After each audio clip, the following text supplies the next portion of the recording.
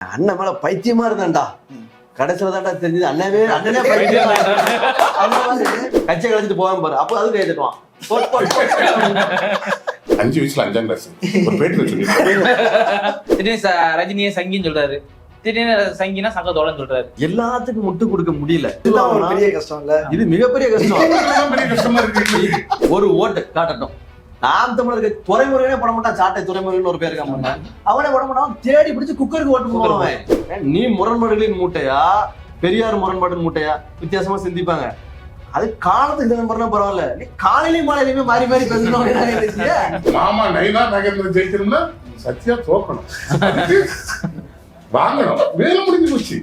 நாம் தமிழர் தம்பிமார திருப்திப்படுத்த நினைச்சு பிஜேபி கார பையன் தம்பிமார திருப்திப்படுத்த அதான் பிரச்சனை.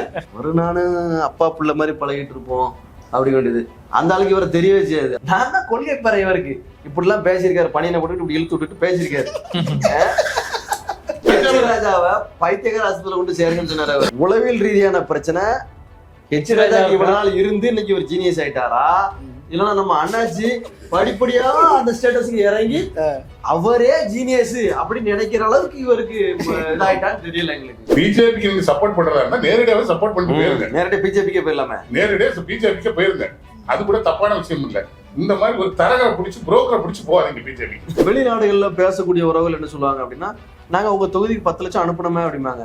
இங்க வந்திருக்கிறது 60,000 70,000 வந்திருக்கும். நல்ல தொழிலா இருக்குதுங்க. நீங்க முதல்ல பொட்டமான பொட்டமானே ஏன் இது அப்படின்னு சொன்னவர் சீமான். இன்னைக்கு தலைவருடைய அண்ணன் பையனை பார்த்து அவர் இன்னைக்கு வந்து ஒரு அசிங்கமான வார்த்தை சொல்லுவாரு. போராளிகள் அங்கங்க இருக்காங்க பாத்தீங்களா, அவங்களே சொல்லுவாங்க தலைவருடைய பெயரையும் இந்த புலிக்கொடியும் பிடிச்சிருக்கிறதுனாலதான் நாங்க அந்த ஆளை விட்டு வச்சுட்டு இருக்கோம். இல்லைன்னா ராத்திரி ஒரு 10-11 மணிக்கு போன் வருது, அங்க போக வேண்டாம், நாளைக்கு யாரும் போக வேண்டாம், மறுநாள் போய்க்கலான்ட்டாங்க. போக வேண்டாம் அப்படின்ட்டு நியூஸை பார்த்தா டவாரம் 10-13 வரை சுட்டு கொண்டு வந்துட்டாங்க. என்னங்க இப்படி சொல்றீங்க? போக வேண்டாம்னு முன்னாடி அப்ப இவருக்கு தெரியுமா இருக்கவே? அரண்சை நண்பர்களுக்கு வணக்கம். அரண்சை ஊடகம் சுயேட்சையாக இயங்குவதற்காகவே உருவாக்கப்பட்டது. நாம் செய்கிற வேலை உண்மையிலேயே மக்களுக்காக செய்கிறோம் என்பதை நீங்கள் நம்பினால், வாய்ப்பு இருந்தால் இந்த ரேசர் பே QR கோடுக்குள்ளே நீங்கள் வந்து அதை ஸ்கேன் பண்ணி எங்களுக்கு உங்களால் இயன்றதை விருப்பம் இருந்தால் ஆதரவு தெரிவிக்கலாம். அரண்சேயர்கள் வணக்கம். நான் மதுரை உலகன். நமது சிறப்பு விருந்தினர் நாம் தமிழ் கட்சியிலிருந்து திமுகவுக்கு வந்திருக்கிற நண்பர்கள் வந்திருக்கிறாங்க. பார்வின், அரசகுமார், ராமகிருஷ்ணன் 3 பேர் வந்திருக்கிறாங்க. நிறைய விஷயம் விவாதிக்க இருக்கிறோம். அவரை வரவேற்கலாம். வணக்கம். வணக்கம். நாம் தமிழர் கட்சி திமுக எதிராக இருந்தது ஒரு வகை. திராவிடத்தை ஒழிச்சு தீர்வை இப்படித்தான் நீங்களும் பேசி வந்திருப்பீங்க. சீமான் அப்படி பேசுறத எதிரில இருந்து கைத்தட்டியவர்கள் நீங்களும் இருந்திருப்பீங்கன்னு நினைக்கிறேன். அப்படி ஒரு எதிர் துருவத்திலிருந்து அப்படியே திமுக மாறி வந்திருக்கிறீங்க அப்படின்னும் போது எல்லாருமே அதிர்ச்சியா வராங்க. நீங்க 3000 பேர் வந்திருக்கிறாங்களா அப்படிலாம் பாக்குறாங்க. எப்படி இந்த திடீர் மாற்றம் நாம் தமிழர்கள் இருந்து எப்படி இங்க வந்து? நீங்க சொன்னதெல்லாம் உண்மைதான். எதிர் துருவங்கள் தான். ஆனா அவர் பேசும்போது கைத்தட்டி ரசிச்ச ஆட்கள்ல நாங்க கிடையாது. ஆமா, நாங்க 3 பேரும் கிடையாது. அதுல அது சில ரசிக குஞ்சுகள் இருக்காங்க. அவங்க யாரும் இன்னும் அந்த பைத்தியம் தெரியாம அப்படியே இருக்காங்க. நாங்க வந்து ஏற்கனவே பைத்தியமா இல்ல. அங்க ஒரு கருத்தியல், தமிழ் தேசிய கருத்தியலுக்காக இருந்தோம். சீமான் பேசுறாரு, கைத்தட்டி விசில் அடிச்சு அந்த மாதிரிலாம் இல்லை. சீமான் பேசிட்டு வந்த தமிழ் தேசிய கருத்தியல் அவர் இப்போ இல்லை. அவர் அதுல இருந்து விலகி அவர் ஒரு RSS பாதைக்கு, இந்துத்துவ பாதைக்கு போயிட்டாரு. இன்னொன்று, அவர் வந்து இன்னும் 2 வருஷத்துக்கு முன்னாடி வரைக்கும் பெரியாருக்கு வந்து நினைவு அஞ்சலிகள்லாம் செலுத்தின விஷயங்கள்லாம் நடந்துச்சு. இதே ராவணன்குடியில அவர் இந்த மீசையை முறுக்குன போட்டாலாம் நீங்க வந்திருக்கும் பாத்தீங்கன்னா அதுல ஒரு பந்தத்தோட இருக்காரு, தீபந்தத்தோட. அப்படி இருக்க சீமானுக்கு இன்னைக்கு பெரியாரை போட்டு இப்படி அடிக்கணுங்கிற தேவை என்ன வந்திருக்குன்னு தெரியல. அவர் சொல்லுவாரு, பெரியாரை திட்டக்கூடாது, பெரியாரை பேசக்கூடாது, நீ பெரியார் ஒழிகன்னு சொல்லாத, பிரபாகரன் வாழ்கன்னு சொல்லு, திராவிடம் ஒழிகன்னு சொல்லாத, தமிழ் தேசியம் வாழ்கன்னு சொல்லு, இதுதான் நம்ம செஞ்சா போதும்ட்டு. இன்னைக்கு யார் என்ன அஜெண்டா கொடுத்துருக்காங்களோ தெரியல. அவர் இவ்வளவு வேகமா துள்ளி அடிக்காரு 59 வயசுலயும். சொல்லணும்ல, 59 வயசு ஆயிட்டல, நீ இன்னும் 10 வருஷத்துல நீ முதலமைச்சர் ஆக முடியாது ராஜாங்க, அவனுக்கு புரியணும்ல.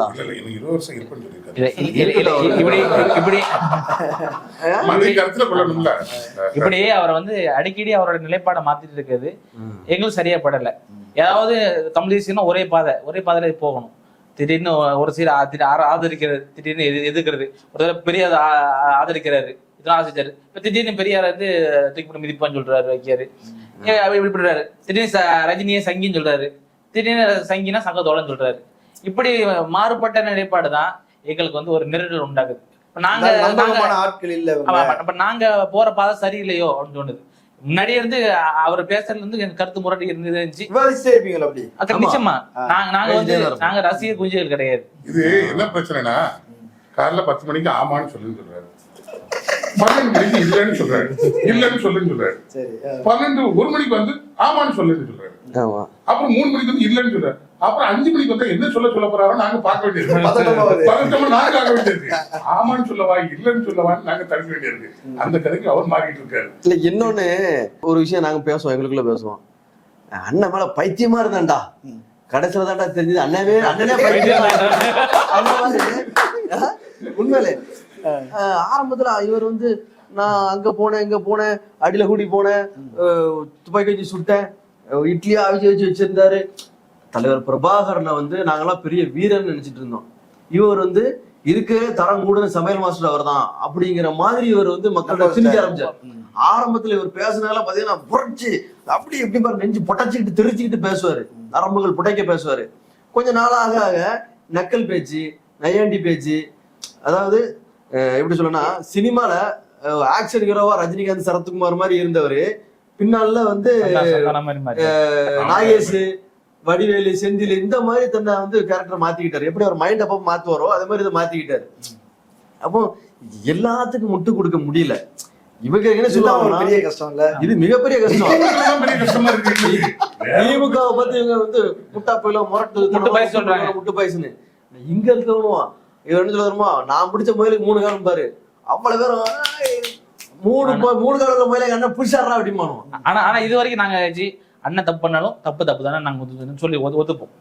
இதே மாதிரி வந்து நாங்க அந்த முட்டு பாய்ஸ்ல நாங்க சேர மாட்டோம். எங்கிட்ட உள்ள அந்த ஸ்ட்ரெயிட் ஃபார்வர்டான அந்த எண்ணம் தான் இப்போ இவ்வளவு தூரம் வந்து கட்சி விட்டு விலகி வரது வந்திருக்காரு. இன்னொரு முக்கியமான பிரச்சனை நீங்க சொல்லியிருந்தீங்க, அங்க வந்து சாதிய ரீதியான ஒரு மோதல்களை வந்து அவங்க உருவாக்குறாரு அப்படின்ற மாதிரி சொன்னீங்க. தென் மாவட்டத்துல அது ஒரு ரொம்ப சென்சிட்டிவான ஏரியா, நெல்லை மாவட்டத்துல அப்படி ஒரு சூழல் இருக்குதுன்னு நினைக்கிறீங்க? இவர் வந்து சாதியே கிடையாது, தமிழன் சாதியா இருக்கவே கூடாது, சாதியெல்லாம் ஒழிச்சிட்டு இங்க வந்து தமிழனா சேரணும் அப்படின்னு சொல்லி சொல்லுவாரு சீமான். ஆனா தமிழர்கள் யாரு அப்படின்னு கண்டுபிடிக்கிறதுக்கு அவரே சாதியை தான் கேட்பாரு. இன்னொன்னு, ஒரு மேடையில என்ன நடக்கு அப்படின்னா சாதி ஒழிப்புன்னு பேசுறாரு. எங்கள்கிட்ட நாங்கெல்லாம் சாதியவாதி மாதிரியும் எங்களுக்கு சாதி வெறி பிடிச்சு நாங்க அலையிற மாதிரியும் அதை அவர் தான் சரி பண்ணது மாதிரி பேசுறாரு. அதே மேடையில என்ன சொல்றாருன்னா, பழனி பாபான்னு ஒருத்தர் இருந்தார், உங்களுக்கு தெரியுங்களா? அந்த பழனி பாபா வந்து எங்கேயாவது தன்னை தேவர்னு சொல்லியிருக்கானா? இவர் சொல்றாரு, நல்ல ஆத்தாளுக்கு அப்பனுக்கு பிறந்த எந்த முஸ்லீமாவது திமுக ஓட்டு போட்டீங்கன்னா உங்களெல்லாம் கொண்டு விடுவேன், இதை எந்த திமுக காரனும் என்கிட்ட வந்து கேட்கட்டும், அவனை துண்டா வெட்டிடுவேன் அப்படின்னு பழனி பாபா சொன்னாருன்னு இவர் சொல்லிட்டு அவர் ஏன் தெரியுமா சொன்னாரு, ஏன்னா அவன் தேவன்டா அப்படிங்கிறாரு. இவர் என்ன வருதுன்னா, ஏத்தாளுக்கு வந்து பார்க்கவனுக்கு ஒரு தேவர் கூட அங்க கிடையாது. அன்னைக்கு அவர் பேசின மேடையில சிவகுமார்னு ஒரு அண்ணன் இருக்காரு, அவர் ஒரு தேவர், அம்பை செல்வன்னு ஒருத்தர் இருக்கான், அவன் ஒரு தேவர், அப்புறம் இன்னொருத்தர், மொத்தத்திலே 3 தேவர் தான் இருக்காங்க. அவங்க எல்லாம் நல்லவங்க. அவங்க வந்து இவர் சொல்ற மாதிரி ஆக்ரோஷமெல்லாம் ஆட்கள்லாம் கிடையாது, அவங்க எல்லாம் வந்து நல்ல ஆட்கள், அவங்க அவ்வளவுதான், இந்த பிரச்சனை போற ஆட்கள்லாம் கிடையாது. இவர் என்ன சொல்றாரு, இப்படி சொல்லும் போது மத்த கம்யூனிட்டிக்காரர் இருப்பாங்களா, அவங்க என்ன நினைப்பாங்க, அப்போ தேவர்னா தான் அறுவலை தூக்கிட்டு வெட்டுவாங்களா? அப்போ நம்ம வெட்ட மாட்டோமா, நம்ம வெட்டினது இல்லையா, இல்லைன்னா சீமா இப்படி பேசிக்கிட்டே இருக்கும்போது அவரை கூட நம்ம இப்படி செய்யாம விட்டுருவோமா அப்படின்னு பாப்பானா இல்லையா? அவனுக்கு வந்துருங்களா? ஏன்னா திருநெல்வேலியில வந்து என்னென்ன பிரச்சனைகள் அனுபவிச்சிருக்காங்க, ஒவ்வொரு சமுதாயமும் எப்படி இவங்க சின்னவர் நசுக்கப்பட்டு ஒடுக்கப்பட்டு அப்படிலாம் எத்தனை சமுதாயம் இருந்தது, அது எப்படி மேல வந்திருக்குங்கிறது உலகம் அறியும். ஒரு அடி மேல வந்திருக்கு. ஆமா, அப்போ அவன் முன்னாலே போய் நின்றுட்டு இப்படி பேசணும்னா அங்க பேச வேண்டிய சப்ஜெக்டே இல்ல. அது அவசியம். பழனி பாபா பத்தி பேசும்போது அது அவசியமும் இல்ல. அது யாருக்காக? 2 பேர் பழனி பாபா சங்கத்துல இருந்து 2 பேர் உட்கார்ந்துருக்காங்க, இஷ்டமோட அடிச்சு விடுவாரு அவரு, அப்படி பேசுறாரு. அங்க 200 பேர் உங்க கட்சிக்காரர் இருக்காங்க, கட்சிக்கு தேவையான விஷயத்த நீ பேசல, அவங்க 2 பேரையும் சந்தோஷப்படுறதுக்கு பிரியாணி கிடக்காருங்க, அவங்க 2 பேரையும் சந்தோஷப்படுறதுக்காக அடிச்சு விடுதாவோ. இதை விட கொடுமை என்னன்னா, மூக்கே தேவர்கிட்ட இவர் சொன்னாராம், பழனி பாபா சொன்னாராம், நான் சொத்தை பூரா 21 வயசுல வித்துட்டு உங்க கையில துட்டை கொடுத்துருந்தேன், 1 கோடி ரூபா 2 கோடி ரூபா கொடுத்தாராம், 1 கோடிப்பு அடிமாமல அந்த மாதிரி துட்டை ஓட்டு கொடுத்துட்டாராம். கொடுத்துட்டு சொன்னாராம், கொடுக்கும்போது அவர் சொன்னாராம், யாரும் முக்கியத்துவர் சொன்னாராம், இல்ல இந்த இடத்துலதான் நம்ம மக்களை போறான் கைரேகை கைதுல பிடிச்சு உள்ள போட்டு அடைச்சு வச்சிருந்தானுவா, இந்த இடத்துலதான் நம்ம மக்கள் அவ்வளவு கஷ்டப்பட்டாங்கடான்னு. உடனே இவர் சொல்லுவாராம், தாத்தா என் சொத்தை பூரா வித்து தாரேன், இதுல நம்ம காலேஜ் கட்டுதான், எல்லாரும் படிக்க வைக்கும், நம்ம மக்களை போறோம் அப்படி. நம்ம மக்கள் எல்லாம் யார சொல்லுதாங்க? முக்குலத்தோர் சொல்றாங்க. அப்ப நீ பேசுறது பூரா சாதி, நீ பேசுறது பூரா சாதி. பேசிட்டு சொல்லுவாரு மூக்கையா தேவர் வந்து கல்லூரி கட்டினாரு, அதுல எல்லா மக்களையும் படிக்க வச்சாரு. சரி, எத்தனையோ நாடர் மகாஜன சங்கங்களை வச்சிருக்க பள்ளிக்கூடம் இருக்கு, செட்டியார்கள் நடத்துற பள்ளிக்கூடம் இருக்கு, காலேஜுகள் இருக்கு. அதுல பூரா செட்டியார் மட்டும் தான் படிக்கணும்னு சொல்லுதாங்களா? இல்லையா, பொது பள்ளிகள் தான். எத்தனையோ கிறிஸ்தவ கல்லூரிகள் இருக்கு, எத்தனையோ இஸ்லாமிய கல்லூரிகள் இருக்கு, அதெல்லாம் அவங்க மட்டும் தான் படிக்கணும்னு சொல்லுதாங்களா? எல்லாரும் படிக்கிறாங்க. சிறுபுல காலேஜ் பள்ளிக்கூடம் தான் எல்லாரும் படிக்கத்தான் செய்வான். இல்ல அப்படி சொன்னா முக்குளத்தூர் ஓட்டு நம்ம போட்டுருவாங்க. ஒரு ஓட்டுல இல்ல ஒரு ஓட்டு காட்டட்டும். நாம் தமிழருக்கு துறைமுறையே போட மாட்டான், சாட்டை துறைமுறைன்னு ஒரு பேர் இருக்காம அவனே போட மாட்டான், தேடி பிடிச்சு குக்கருக்கு ஓட்டு போடுவான். எனக்கு கதை வேற, அப்படி கதை வேற. அப்படி இருக்குது அதுல. தென்காசியில மேடையில பேச வேண்டியது சொல்லுதான். நான் எந்த நோக்கத்துக்கு பேசுறேன் என்றால், அங்க இருக்கிறவர்கள் எங்களை விமர்சனம் செய்தார்கள், அப்படி செய்யும் பொழுது நான் வந்து நானும் அண்ணன் கூட இருக்கிறேன் அப்படிங்கிறத காட்டுறதுக்காக பேசுறாங்க. அப்படியாப்பா, நீ அப்படி பேச வேண்டியது இல்லையா? விடுப்பா, எல்லா சமுதாயம் ஒண்ணுதான்ப்பா, அப்படி கூட நீ பேசலாமே. இல்லப்பா, அவங்க சொல்ற காரணம் என்னன்னா, இவங்களை வந்து இப்போ தேவேந்திர வேளாளர் சமூகத்தை வந்து அவர் வந்து பாண்டியர்னு சொல்லிட்டாரு. சரி, அதனால மரவர் சமூகத்துல இருந்து ரொம்ப எதிர்ப்பு வந்துருச்சு, தேவர் சமூகத்துல எதிர்ப்பு வந்துருச்சு. அப்ப அங்க மறுபடியும் அவங்க தேவரது குடும்பத்துக்கு போக வேண்டியிருக்குது, பிரச்சனை வரும், நானும் தேவன் தான்டா அப்படின்னு சொல்றதுக்காக சொன்னேன் என்பது போல அவர் சொல்றாங்க. அப்ப அடுத்த நாடாட்டு இருந்து பிரச்சனை வந்துச்சுன்னா அடுத்த இப்போ நாடார் அப்படின்னு சொல்லுவாரா? சீமான் சொல்லுவாரா? அத சாட்ட சொல்லிட்டாங்க, சாட்ட சொல்லிட்டான். சரியா, நான் தேவதாண்டான்னு சொல்லிட்டேன். சீமான் சொல்ல வேண்டியதானே? நாடார்களை பத்தி ஒரு விஷயம், அதாவதுனே ஒரு விஷயம் சொல்லுதாரு. கன்னியாகுமரி மாவட்டத்துல முளைய தொங்க போட்டு அலைஞ்சான் பேசுதான், பார்த்தாரா? என்ன சொல்லுதாரு? தான்லிங்க நாடாருடைய அம்மா முளைய தொங்க போட்டு அலைஞ்சான்னு பேசுறாரு சீமான். இவர் பார்த்தாரா? அத நாளைக்கு என் பிள்ளை பள்ளிக்கூடத்துக்கு போகும், என் பிள்ளை பள்ளிக்கூடத்துக்கு போகும்போது அங்க இருக்க நாலு காவாலி பிள்ளை என்ன கேட்பான், உன் பாட்டில முளைய தொங்கப்படுத்து நடந்திருக்க, நீ காட்டிட்டு போட்டு சொல்லுவானா சொல்ல மாட்டானா? இதை சீமான் சொன்னான்னு சொல்லுவானா சொல்ல மாட்டானா? அப்படி நடக்கல, 100% உண்மை. எந்த கலெக்டர், கன்னியாகுமரி கலெக்டரேட்டையும் திருவாங்கூர் கலெக்டரேட்லையும் இந்த ஆள் எடுத்து காட்டட்டும் இப்படி ஒரு சம்பவம் நடந்ததுன்னு. 18 சாதிகள், கொண்டையங்கோட்டை மறவர் அதுல ஆரம்பிச்சு இன்னொரு மொத்தம் 18 சாதிகளுக்கு அந்த சட்டம் இருந்துச்சு. கோனார் இருந்துச்சு, புலையர் இருந்துச்சு, மாப்பிள்ளை இருந்துச்சு, 18 சாதி. நீங்க குறிப்பிட்டு ஒரே சாதி மட்டும் பேசிக்கிட்டு இருக்க? நடந்தது இப்ப நான் சொன்னதுல உண்மையா பொய்யா? 18 சாதிகள் தடை விதிக்கப்பட்டதா? கூட 18 சாதிகளை தான் ஆர்கனைஸ் பண்ணாரு. முத்துக்குட்டி அவர் ஒருத்தர் தான் எந்திரிச்சு சண்டை போட்டாரு. அதை பத்தி பெருமையா பேசாம நீ உட்கார்ந்து பேசிக்கிட்டு இருக்க? எந்த அறிவும் கிடையாதுங்க இவனுக்கு, இந்த ஆளுக்கு. எங்கேயோ எவனாவது காதுல சொன்ன கதையை அதை கேட்டு வந்து ஒரு மேடையில பேச வேண்டியது. முழுக்க முழுக்க முக்குளத்தோர் ஆதரவு, மற்ற சாதி எதிர்ப்பு, இதுதான் அந்த ஆளுக்கு உண்டு. அதை வச்சுக்கிட்டு இவர் பாட்டுக்கு போராட்டம் போற இஷ்டம் போல பேச வேண்டியது. அந்த மேடையில நீ வந்து சாதி ஒழிப்பு பத்தி பேச போறன்னு அங்க நின்றுட்டு நீ பழனி பாப்பா நான் தேவர்னு சொன்னாரு. அவர் தேவர்களால வெட்டிடுவாரு அப்படிலாம் சொல்ல வேண்டிய தேவையா வந்துச்சு? பல்லர்களே பாண்டியர்கள் சொல்லிட்டல. அது இப்ப இப்ப இப்ப சரி ஒத்துக்கிட்டாங்க, எல்லாரும் ஒத்துக்கிட்டாங்கப்பா. செந்தில் மல்லர் தான் பாண்டியர்னு ஒத்துக்கிட்டாச்சு. சீமான் நினைச்சு போறாரு, கோட்டை கொத்தவங்க எல்லாம் கண்டுபிடிச்சு அந்த ஆளுக்கு கொடுக்க போறாரா? இல்ல பாண்டிய குடும்பத்தோட சுத்தப்புறம் அந்த பிடிச்சு கொடுக்க போறாரா? எப்ப பாண்டியருக்கு பிடிச்சாச்சுப்பா அவ்வளவு பேர் அவருக்கு கப்பம் கட்டுப்பான்னு சொல்ல போறீங்களா? இப்ப எதுக்கு பல்லர்கள் இருந்துட்டு போறாங்க? பல்லர்கள் பாண்டியரா இருக்கட்டும், தென்காசியில நாடார்கள் பாண்டியர்கள் சொல்லுதாங்க, பராக்கிரம எல்லாருமே கிளைம் பண்றாங்க. இருந்துட்டு போகுது பாண்டிங்கிற பேர்ல சமூகம். அந்த பிரச்சனை வந்து இப்போ உள்ள சூழ்நிலைக்கு எந்த கதை தேவை கிடையாது. இப்போ உள்ள என்ன நமக்கு இந்த காலத்துல நமக்கு என்ன அரசியல் தேவையோ அதுதான் பண்ணணும். 96ல வந்து உங்களுக்கு தெரியும், தென் மாவட்டத்துல எவ்வளவு பெரிய கலவரம் வந்துச்சு, ஜாதி கலவரம் வந்துச்சு. அது எந்த 2 பிரிவுக்கு வந்துன்னு தெரியும். இப்ப என்னாச்சுன்னா இவர் பேசுற பேச்சுகள் மறுபடியும் அந்த கலவரத்தை உண்டாக்குமோ, அது அச்சத்தை உண்டாக்கும், கண்டிப்பா உண்டாக்கும். இப்போ தேவேந்திரன் பேசிட்டு தேவேந்திரத்துக்கு பேசும்போது 2 பேருக்கு மோட்டிவ் ஆகும், இந்த பிரச்சனை வரும், வர வாய்ப்பு இருக்கும். வேண்டாம் பிள்ளை பத்தி காண்டாமருன்னு பேர் வச்ச கதையா இந்த ஆளு. நான் தேவரை தூக்கி பேசுறேன் அப்படின்னு சொல்லி பேசிக்கிட்டு இருக்கும்போது அது ஒரு ஸ்ட்ராட்டஜின்னு சொல்றாங்க. இப்ப இன்னைக்கு ஏடிஎம்கேக்கு தான் ஓட்டு போட்டுருந்தாங்க முக்குளத்தூர். இன்னைக்கு அது பலவீனம் ஆயிடுச்சு. எடப்பாடியோட ஏடிஎம்கேங்கிறது வந்து கவுண்டர் கட்சினே ஆயிடுச்சு. இப்போ முக்குளத்தூர் ஏரியாவை நம்ம கேப்சர் பண்ணிட்டோம்னா அது நமக்கு ஒரு பெல்ட்டா மாறிடும். அது ஒரு ஸ்ட்ராட்டஜின்னு சொல்றாங்க. முக்குளத்தூர் இப்போ சொல்லுறாரு ரைட்டு. 2014 இருந்து 24 வரைக்கும் 8 வருஷமா தேர்தல் சந்திச்சாச்சு. உங்க மாநகர ஸ்ட்ராட்டஜில எத்தனை ஓட்டு வாங்கியிருக்கீங்க? உங்க மாநகர ஸ்ட்ராட்டஜில எத்தனை கவுன்சிலர் ஜெயிச்சிருக்கீங்க? உங்க மாநகர ஸ்ட்ராட்டஜில எத்தனை ஊராட்சி மன்ற தலைவர்களை ஜெயிச்சிருக்கீங்க? ஒண்ணுமே கிடையாது. ஒரு ஸ்ட்ராட்டஜியே 0. எங்க ஸ்ட்ராட்டஜி எப்படி வகுக்கணும்? ஒரு மனுஷன் ஜெயிக்க தகுந்த மாதிரி வகுக்கணும். ஒரு 1000 வீட்டுக்காரன் இருக்கான், ஒரு 10 வீட்டுக்காரன் இருக்கான். நீ 10 வீட்டுக்காரன் வச்சு ஊரை மேட்ச் நீ அந்த 1000 வீட்டுக்காரன் ஓட்டு போட வைக்க முடியுமா? முடியாது. அந்த 1000 வீட்டுல இருந்து ஒரு தலைவரை எடுத்து அவங்கள பூரா உள்ள இழுத்து அவனுக்கு ஒரு சித்தாந்தத்தை சொல்லி கொடுத்து அந்த 10 வீட்டுக்காரன் ஒருத்தர் நிக்க வச்சு நம்ம ஜெயிக்க வைப்போம். அப்படின்னா தான் அந்த 1000 வீட்டுக்காரனும் அவனும் ஒத்துமையா இருக்கான் அப்படின்னு ஊர் உலகம் சொல்லும். அப்படின்னு அவனை புரிய வச்சு அந்த 10 வீட்டுக்காரங்க வந்து ஒருத்தன் தூக்கி வச்சு நீ ஜெயிக்க வைக்கணும். அதுதான் புத்திசாலித்தனம்.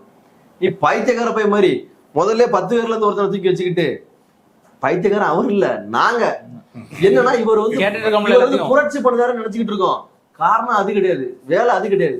மத்த வாங்க வேண்டிய இடங்கள்ல கமிஷனை வாங்கிக்கிட்டு ஒன்னத்துக்கு ஆகாதவன் ஒரு கதைக்கு ஆக மாட்டான், இவனை வச்சு கட்சியை வளர்க்க முடியாது அப்படின்னு ஒருத்தனை தூக்கி பொறுப்புல போட்டுட்டு கட்சி வளராதா? இல்ல இப்ப நெல்லையில வந்து நாம் தமிழர்ல இருந்து யாதவர்கள் இருந்தாங்களா? ஒரே ஒரு குடும்பம் இருக்கு, அவ்வளவுதான். ஆமா, ஏதோ யாதவ வேட்பாளர் நிறுத்தினதா? ஒரே ஒரு குடும்பம் இல்ல, நீங்க அப்படி மொத்தமா சொல்லாங்க. ஒரே ஒரு குடும்பம், யாதவ குடும்பம் இருக்குது. அந்த குடும்பத்தில் உள்ளவங்க தான் 3 தடவை வேட்பாளர். இல்ல அதைத்தான் அவர் டிஎன்ஆர்எஸ் சொன்னாரு. நாங்க எல்லா கட்சியும் வந்து 10 லட்சம் பேருக்கு வேட்பாளர் நிறுத்தினாங்க, நாங்க மட்டும் தான் வந்து 1.5 லட்சம் பேருக்கு வேட்பாளர் நிறுத்தணும் அப்படின்னு சொல்லி சொன்னாங்க. அதாவது அந்த அளவுக்கு சிக்கலான விஷயமா அது. அதிக அது 100% சிக்கலாம். ஒண்ணும் இல்லைண்ணே, இப்போ ஒரு ஒரு உதாரணம் கேட்கறேன். 10 பிள்ளைகளும் ரோட்ல விளாண்டுகிட்டு இருக்கு, ஒரு பிள்ளை கிரவுண்ட்ல விளாண்டுகிட்டு இருக்கு. வேகமா அங்க இருந்து ஒரு பஸ் வரான், தடுமாறிட்டு வரான். ரோட்ல நிக்க பிள்ளை ஏதாவது ஒரு பிள்ளை இடிச்சுதான் ஆகணும். அவன் ரோட்ல நிக்க பிள்ளைய அடிக்கணுமா, அந்த ஒத்த பிள்ளை அடிக்கணுமா, 10 பிள்ளை அடிக்கணுமா, ஒத்த பிள்ளை அடிக்கணுமா? ஒண்ணுதான் முடிவு எடுப்பாங்க. ஆனா அது ஒழுங்கா எங்க விளாண்டுட்டு இருக்கு? கிரவுண்ட்ல விளாண்டுட்டு இருக்கு. ரோட்ல விளாண்டுட்டு இருக்க பிள்ளைய இடிச்சா அதை இடிச்சிடக்கூடாது, அந்த ஒண்ணு காலியானாலும் பரவாயில்ல நம்ம நினைக்கும். இதுதான் இந்த உலக நீதி. திமுக சாதி பெரும்பான்மை சாதி பார்த்து வேட்பாளர் எழுதுறாங்க, நாங்க அப்படி இல்ல புரட்சி பண்றோம். சரி, அப்ப தூத்துக்குடியில யாரை பத்தி பண்ணாங்க? உங்க கேள்விக்கு நான் வரேன். தூத்துக்குடியில யாரை நிப்பாட்டினாங்க? பாளையங்கோட்டையில யாரை நிப்பாட்டுதியா? இஸ்லாமியர் தான் நிப்பாட்டுதியா? இஸ்லாமியரை யார் நிப்பாட்டுறீங்க? பாளையங்கோட்டில இஸ்லாமியர் நிப்பாட்டுறீங்க, அது நீங்க மதம் பாக்குறது இல்ல. தூத்துக்குடியில கிறிஸ்தவ நாடா பெண் அப்படின்னு பார்த்து நிப்பாட்டுறீங்க, அது நீங்க ஜாதி பாக்குறது இல்ல. ஏன்னா நீங்க வேறல, மத்தவங்க பார்த்தாலும் அது ஜாதி. அடுத்து கிருஷ்ணகிரியில யாரு நிப்பாட்டீங்க? யாரு நிப்பாட்டீங்க உங்களுக்கு தெரியும், பண்ணியது. ஆமா, யாரு நிப்பாட்டீங்க? அங்க ஜாதி பார்க்கல, ஸ்டேட்டஸ். என்னதான் நாங்க சொல்றீங்க, நீங்க ஜாதி பார்க்கலங்கிறீங்க, பாக்குறேங்கிறீங்க. பாக்குறீங்களா பாக்குறீங்க? சீமான் டைப் அதான் கேள்வி. நல்ல வேட்பாளரை படித்த வேட்பாளரா பார்த்து தேர்வு செஞ்சு நானே போட்டுக்குவேன். சரி, இப்ப தெரியாது. சத்யா எவ்வளவு படிச்சிருக்காங்க? சத்யா படிக்கல. சத்யாவுடைய கணவர் தான் நிறைய படிச்சு தாசில்தாரா இருக்காரு, அவர் மண்டல ஒருங்கிணைப்பாளரா இருக்காரு, கவர்மெண்ட் வேலையிலே இருக்கிறாரு, இங்கே இருக்கிறாரு. ஆமா இருக்காரு. கட்சியில வருஷக்கணக்கா வேலை பார்க்கறது எவனுமே படிக்கல, எல்லாம் தற்கொலைகள். இவர் வெளியே இருந்து கூட்டிட்டு வர்றாரு புதுசா, டாக்டர் இன்ஜினியர். உள்ள வந்து பாருங்க எவ்வளவு படிச்சவங்க, அவன் போஸ்ட் ஒட்டிக்கிட்டு இருக்கான். பிஎட் படிச்சவன், எம்எஸ்சி படிச்சவன், ஒரு புரட்சி எண்ணத்தோட போய் போஸ்ட் ஓட்டிட்டு இருக்கான். அவனுக்கு வேட்பாளர் பதவி கொடுக்க மாட்டாரு இவரு. எங்க இருந்தா அங்க இருந்து இறக்குமதி பண்ணுவாரு. அவன் வந்து கட்சி உறுப்பினர் கடன் கிடையாது, இது எதுவுமே இருக்க மாட்டான், எதுவுமே இருக்காது. எங்கேயோ இருந்து இருப்பான். திடீர்னு அவனை பிடிச்சி கூட்டிட்டு வந்து இந்த கட்சியில இருந்து நில்லு. அவனுக்கு என்ன தெரியும்? இல்ல அவன முதல் எங்களுக்கே தெரியாது. அப்படி இப்படி மக்கள் ஓட்டு போடுவாங்க. இன்னொன்னு சொல்றாங்கல்ல, இப்ப கட்சியில புருஷன் இருக்கிறாரு, பொண்டாட்டி கட்சியில கிடையாது, கட்சி வேலையும் செஞ்சிருக்க மாட்டாங்க. புருஷனுக்காக பொண்டாட்டிக்கு வந்து அல்லது அவங்க குடும்பத்துல இருந்து ஒரு பெண்ணுக்கு கொடுக்கணும்னு சொல்லி கட்சியில வேலை செய்யாத நபர்களுக்கு எல்லாம் கொடுக்குறாங்கன்னு ஒரு குற்றம். கட்சியில இல்லாதவங்களுக்கே கொடுக்கும்போது நீங்க பாருங்க, ஒரு படத்துல சொல்லுவாங்களா, இந்த கௌசிக் பாண்டி வந்து நிப்பாண்டா அப்படிமா, அதே மாதிரி குறுக்க கௌசிக் மாதிரி விருதுநகர்ல குறுக்க கௌசிக்னு ஒரு பையன் வந்தான். அவன் எங்க வந்தான்னா கேளுங்க, காமெடியா பாருங்க.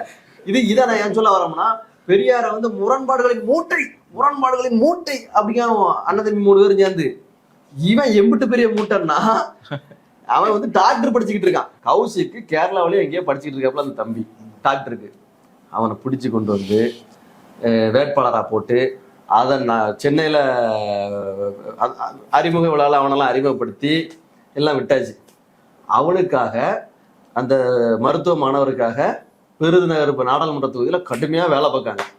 தம்பி ஒரு 35,000 ஓட்டோ 50,000 ஓட்டோ எடுத்தாப்புல நினைக்கிறேன். அவரு நல்ல வாக்கு எடுத்திருக்காரு. சரியா? இந்த ஆளு அடுத்த ஒரு தேர்தல் இடைத்தேர்தலில் விக்கிரவாண்டியில் தானே இடைத்தேர்தலில் ஓட்டு கேட்கும்போது சொல்லுறாரு, விருதுநகர்ல என் தம்பி பிரபாகரன் ஜெயிச்சிருக்கணும், அவனாவது ஜெயிச்சிருக்கணும், நான் சந்தோஷப்பட்டிருப்பேன் அப்படின்னு.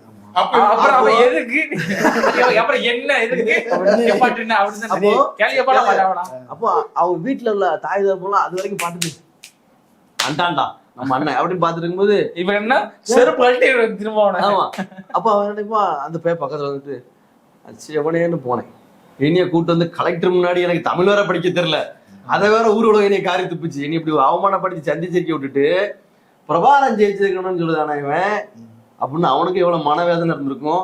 பள்ளிக்கூடத்துக்கு காலேஜுக்கு போயிருக்குமே அவனை எத்தனை நக்கல் பண்ணிருப்பாங்க. விஜயகாந்த் தெலுங்கான வேற சொல்லிட்டு இருந்தாரு. ஆமா, நீ முரண்பாடுகளின் மூட்டையா, பெரியார் முரண்பாடு மூட்டையா? மனிதர்கள் எல்லாருமே அப்பப்ப அந்தந்த காலத்துக்கு தகுந்த மாதிரி அவங்களுக்கு அறிவு வளர்ச்சி இருக்கும், வித்தியாசமா சிந்திப்பாங்க. அது காலத்துக்கு தகுந்த மாதிரினா பரவாயில்ல, நீ காலையிலயும் மாலையிலுமே மாறி மாறி பேசணும். சரி, இன்னொரு விஷயம் சொல்றாங்க. இப்போ ஒரு பிரபாகரனுடைய அண்ணன் பையன் அவரே வந்து பேசியிருக்கிறாரு. ஒவ்வொரு வேட்பாளர்களையும் காட்டி அங்க வெளிநாடுகளில் இருந்து ஈழத்தமிழர்கள், அவங்க புலிகள் இயக்கத்துல இருந்து அவங்க நிதி வச்சிருக்கிறவங்க, அவங்க வந்து ஃபண்ட் கொடுக்குறாங்க அப்படின்னு சொல்றாங்க. அந்த ஃபண்ட் எல்லாம் நீங்க வேட்பாளர்கள் வேலை செஞ்சிருப்பீங்க இல்லையா, உங்களுக்கு அந்த ஃபண்ட் வந்து அதாவது என்ன செய்வாங்க தெரியுமா? புரிஞ்சு பாருங்க. மொத்தமா பண்டு வந்த உடனே முதல்ல எங்கிட்டான்னு சொல்லுவாங்க. இங்க இருந்து 10 லட்சம் வந்திருக்கு, இந்த பக்கம் இருந்து ஒரு 15 லட்சம் வந்திருக்கு. இந்த வேட்பாளர்ல இந்த சத்யான ஒரு வேட்பாளர் இருக்குல்ல, அதுல ஒரு நாள் நாங்க சாப்பிட நின்றுட்டு இருக்கோம், அதுக்குள்ள போய் நிதி வாங்கிட்டு வரேன்.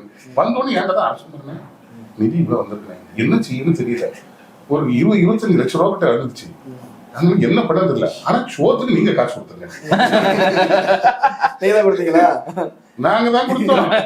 எல்லாருக்கும் சாப்பாடு செலவு முதல் கொண்டு, வாகன செலவு முதல் கொண்டு நாங்க கொடுத்து ஒவ்வொரு ஏரியாலையும் இருக்கிறவங்க அந்தந்த ஏரியால உள்ளவங்க செலவழிக்கிறாங்க. வர்ற நிதியில ஒத்த பைசாவை யார் கண்டியாது இதுவரை காரணம் இல்லை. இவங்க போய் சொல்ல போறாங்களா? எங்க கண்ணு முன்னாடியே ஓடுறாங்க. வரலன்னா பரவாயில்ல, எங்க கண்ணு முன்னாடி அன்னைக்கு ஒரு நிகழ்ச்சி பார்த்துருந்தா நிறைய அரசியல்வாதிகளை பார்த்துட்டேன். பார்த்துட்டு இவங்கெல்லாம் இப்படி இருக்கிறாங்களே. அன்னைக்கு ப்ரோக்ராம் நாங்கள் கொஞ்சம் நல்லா ஃபிக்ஸ் பண்ணி வச்சிருக்கோம். காலைல 8:30 மணிக்கு வரேன்னு சொல்லியிருக்காங்க. 8:30 மணிக்கு தாளையத்தில் யாரோ போட்டிருக்காங்க, காசு தரங்க ஓடியாச்சு. 11:30 இங்கே வராங்க. 11:30 வந்து நேர அறிவுளம் போயிருக்கோம், தெற்கு அறிவுளம். அறிவுளத்துக்கு சாப்பிட்டு முடிச்சுக்கிட்டு இருக்கோம், அதுக்குள்ள வேற யாரோ காசு தராங்க, அந்த பழைய எப்படி ஓடியாச்சு. வேட்பாளர் வருவாங்க. வேட்பாளர் தான், வேட்பாளர் போனதுல காசு எவ்வளவு வேற யாரும் வாங்கிட்டாங்க, காசு என்னன்னு கணக்கு தெரிஞ்சு போங்க. அப்படி வாங்குற காசு உங்ககிட்ட தர மாட்டாங்களா? கடைசியில உங்ககிட்ட தர மாட்டாங்க, கணக்கு வராது. நான் இப்பதான் சொன்னேன், அரசா உங்ககிட்ட தான் நான் தரப்போறேன், அதுக்கு தான் காசு வாங்க போறேன் சொல்லிட்டு தான் போனாங்கன்னு வந்து சொல்றேன்ல ஓப்பனா. இதான் மறைவா சொன்னா. ஆனா இப்ப தர முடியாது, இப்ப நீங்க செலவு பார்த்துடுங்க, நாங்க அதை பின்னாடி தருவோம். ஆட்சிக்கு வந்து கூட தருவோம். ஆட்சிக்கு வந்தோடனே தந்துருவாங்க. எவ்வளவு காசு அடிச்சாங்களோ அதுக்காக தான் அவங்க இன்னைக்கு நிக்கிறாங்க. வேட்பாளர் நிக்கிறது எதுக்கு? 3 தடவை தொடர்ந்து எதுக்கு வேட்பாளர் நிக்கிறாங்க? நல்ல வருமானம். ஒவ்வொரு தடவை வேட்பாளர் இவ்வளவு வருமானம் இருக்குதா? முழுக்க முழுக்க முழுக்க மாமா நைனா நகேந்திரன் ஜெயிக்கணும்னா சத்யா தோக்கணும், வாங்கணும், வேலை முடிஞ்சு போச்சு. இப்படி ஒரு டீலிங் இருக்குதா? இல்ல இதுதான் நான் கேட்கணும்னு நினைச்சேன். இந்த வேட்பாளர்கள் வந்து போடுறதுல ஒரு அரசியல் இருக்குது, யாருக்கு வேலை செய்யணும் அப்படின்றத முடிவு. ஏதோ ஒரு கட்சியில டீல் பேசுறாங்க, அதுல அவங்க திமுகட்டையும் பேசுறாங்க, ஏடிஎம்கேட்டையும் பேசுறாங்க, காங்கிரஸையும் பேசுறாங்க, பிஜேபியும் பேசுறாங்க. இப்படியான டாக் வந்து கட்சிக்காரங்களே சொல்றாங்க, அவங்களே பேசி. இது நடந்து ஒருவேளை பிரச்சனை வந்தாலும் வரலாம். என்கிட்டே ஒரு வந்து பேசிட்டாங்க, அப்போ கொஞ்சம் நல்லா பேசியிருந்தாங்க. நம்ம வந்து ரொம்ப நம்பிக்கை இருப்பேன் நினைச்சிட்டு சொல்லிட்டாங்க. ஏதோ ஒன்றும் தெரியாது, அப்பாவி பார்க்க ஒரு மாதிரி வாரான், இன்னத்தையோ காலைல 6 மணில இருந்து நைட்டு வர வேலை செய்யறான், செலவு பண்ணிட்டு போயிருந்தான் அப்படின்னு நினைச்சிட்டு அந்த வேட்பாளரோட ஒரு ரிலேஷன் அவங்க சொல்றாரு, மாமா சொல்லியிருக்காப்புல 5 கோடி ரூபாய் தரேன் ஒதுங்கிக்க அப்படின்னு சொல்றாங்க. 3 கோடி சொன்னாங்க, 5 கோடி பேசிட்டு நாங்க முடியாதுன்னு சொல்லிட்டு வந்துட்டோம். போட்டு பாக்குறாங்க என்ன சொல்லுவாங்க. அப்ப நான் ஒண்ணு நினைச்சிட்டேன், அப்ப வாங்கிட்டு வந்துட்டாங்க, வாங்கிட்டு வந்துட்டாங்க, வேலை முடிஞ்சு போச்சு. இனி என்ன செய்வாங்க? ஓரம் கட்டுவாங்க, தேர்தல் முடிஞ்சிருச்சு, அப்போ நம்மள ஓரம் கட்டுவாங்க. அவ்வளவுதான் இதான் நடந்துகிட்டு இருக்குது.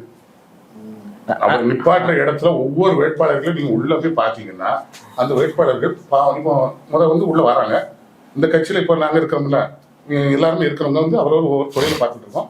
இந்த தொழில இருந்து எடுத்துட்டு அந்த ஒரு நேரத்தில் செலவழிச்சுட்டு இன்னும் கொஞ்சம் கஷ்டப்படுறோம்.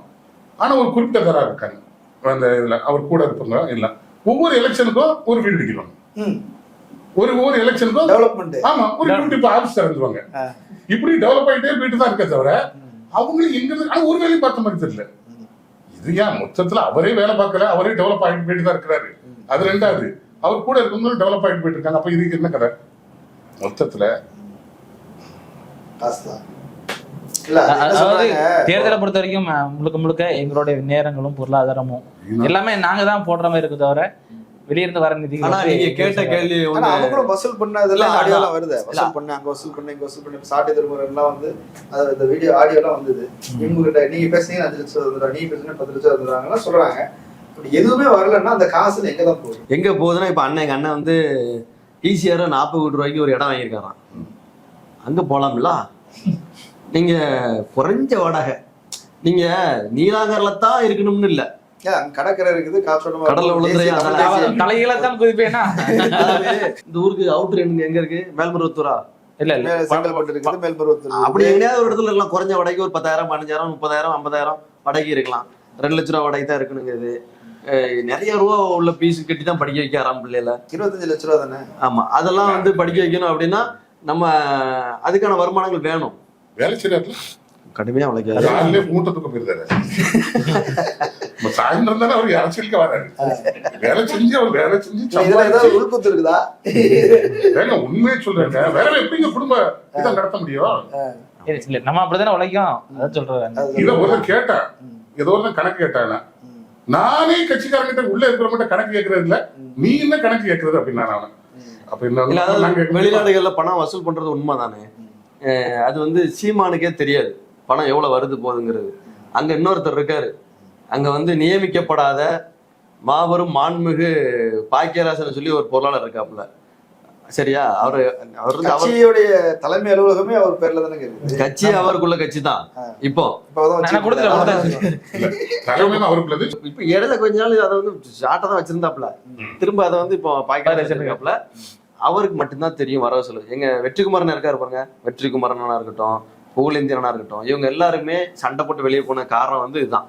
காசு கணக்காட்டியா எவ்வளோ வருது போகுது கணக்காட்டுங்கிறதுல தான் பிரச்சனையே வந்துச்சு.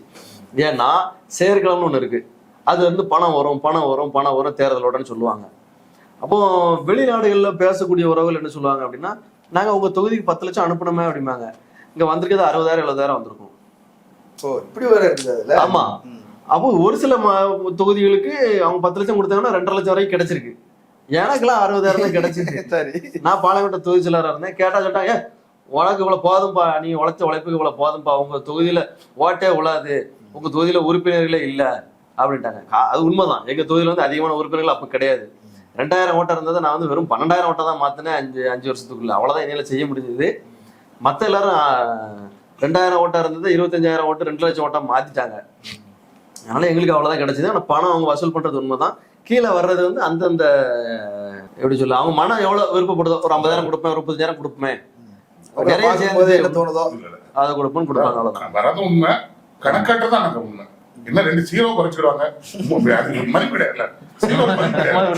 ஜீரோ தானே, அதை மதிப்பிடையாதுல. இந்த பக்கத்துல இருக்க ஒரு 2 3 0 வேணா கட் பண்ணி விட்டுருது, கட் பண்ணி விட்டு ஒரு கணக்கு எழுதிடுவாங்க. அவ்வளவுதான். 0க்கு யாருமே மதிப்பு இல்லைன்ட்டாங்க, பூச்சி பேரு. அதனால நம்ம அவங்கள தப்பு நல்ல தொழிலா இருக்குதுங்க இது. அதனால நம்ம அவங்களை குறை சொல்றது இல்லை, உண்மையதான் அவங்க பேசுறாங்க. சரி, இப்ப இன்னொரு விஷயம் பேசப்படுது. அவர் வந்து குடி பழக்கத்துக்கு ரொம்ப அடிக்ட் ஆகிட்டாரு, குடின்னு அப்படி அது ஒரு பேச்சாவே பேசிட்டு இருக்காங்க. இப்போ அவங்க குடியாரன் தற்கொலைன்னு பேசியிருந்தாங்க. இப்போ குடியாரங்கிறது சேர்த்து பேசுறாங்க. எங்க போனாலும் குடிச்சிட்டு அவர் ஏறாத மேடை அப்படி சொல்லும்போது என்னன்னா, குடிக்காம ஒரு மேடையா ஏறி இருக்கிறேன் இப்படிலாம் பேசுறாங்க. அது அப்படி உண்மைதானே? நடிகர் விஜய் வந்து கட்சி ஆரம்பிச்சாரு. கட்சி ஆரம்பிக்க முன்னால அவர் தும்மிட்டாருன்னு வைங்களேன், அன்பு தம்பி 6 இளைவல் அன்பு தளபதி பார்த்து அப்படி இப்படி எல்லாம் பேசுறாரு. ஆமா, கட்சி ஆரம்பிச்சு அவங்க கட்சிக்காரருக்கு என்ன கட்சி, கட்சி ஆரம்பிச்ச உடனே இங்க அறிக்கை, அன்பு தம்பி 6 இளைவல் பாச தளபதி அன்பு தளபதி கட்சி ஆரம்பிச்சதுக்கு வாழ்த்துக்கிறேன் அப்படின்னு கொடி அறிமுகப்படுத்துறாரு. அவங்க கட்சிக்காரங்க கூட முகப்படத்துல வைக்கல. இவர் அப்படியே விஜய்க்கு ரொம்ப, அதாவது விஜய் ரசிகர் மன்றமாவே மாறிட்டு நாம் தமிழர் கட்சி இருந்துச்சு. சாட்டை திரும்ப வீடியோ எல்லாம் பார்த்தேன், ரொம்ப செலிப்ரேட் பண்ணி கொண்டாடி கட்சி ஆரம்பிச்சது வரை பார்த்தா மாநாடு நடக்கு. அன்னை கூட நினைச்சாரு, என் தம்பி எனக்கு எதிராகவே நின்னாலும் நான் அவனை ஆதரிப்பேன், ஏன்னா அவன் தம்பி அப்படின்னு சொல்லிட்டாரு. மறுநாள் பார்த்தா இது நெஞ்சு டேலாகடா தம்பி, நெஞ்சு டேலாகு அப்படிங்காரு.